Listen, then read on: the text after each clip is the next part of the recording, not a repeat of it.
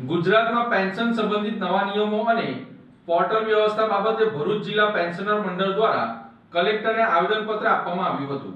ગુજરાતમાં પેન્શન સંબંધિત નવા નિયમો અને પોર્ટલ વ્યવસ્થાને લઈને નિવૃત્ત કર્મચારીઓમાં અસંતોષ જોવા મળી રહ્યો છે।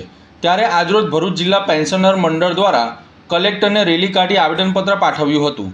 આવેદનમાં જણાવ્યા અનુસાર સરકાર દ્વારા અમલમાં મુકાયેલ પેન્શન પોર્ટલ અનેક ટેકનિકલ ખામીઓ અને પ્રક્રિયાની જટિલતાના કારણે નિવૃત્ત કર્મચારીઓને મુશ્કેલીઓનો સામનો કરવો પડી રહ્યો છે। પેન્શન પોર્ટલ હેતુ નિવૃત્ત કર્મચારીઓને સરળતા, પારદર્શિતા અને સમયસર પેન્શન ઉપલબ્ધ કરાવવાનો હતો, પરંતુ વાસ્તવિક સ્થિતિમાં પોર્ટલ પર રજિસ્ટ્રેશન અને માહિતી અપડેટ કરવામાં તકલીફો ઊભી થઈ રહી છે।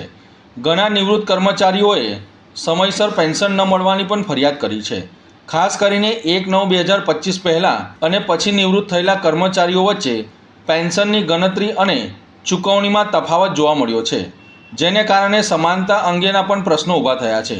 આ મુદ્દે કર્મચારીઓ દ્વારા સરકાર પાસે સમાન પેન્શનની માંગ કરી છે। મારું નામ પરસોત્તમભાઈ પ્રભુભાઈ આહિર, રિટાયર મામલતદાર અને પ્રમુખ ભરૂચ જિલ્લા પેન્શન મંડળ ભરૂચ।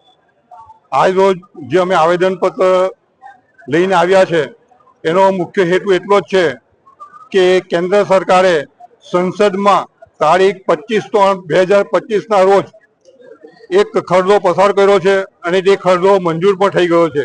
આ ખરડો અમારા પેન્શનરોના બંધારણીય હક તથા નાણાકીય હકને અસર કરતા છે, જેથી એનાથી અમે ઘણા જ નારાજ છીએ અને એની સામે અમારો વિરોધ છે।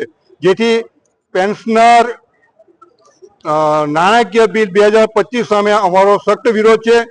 અમારા મહામંડળની સૂચના અનુસાર, કેન્દ્ર સરકારના મહામંડળની સૂચના અનુસાર આ ખરડો પાછો ખેંચાવવો જોઈએ એવી અમારી સૌની માંગ છે।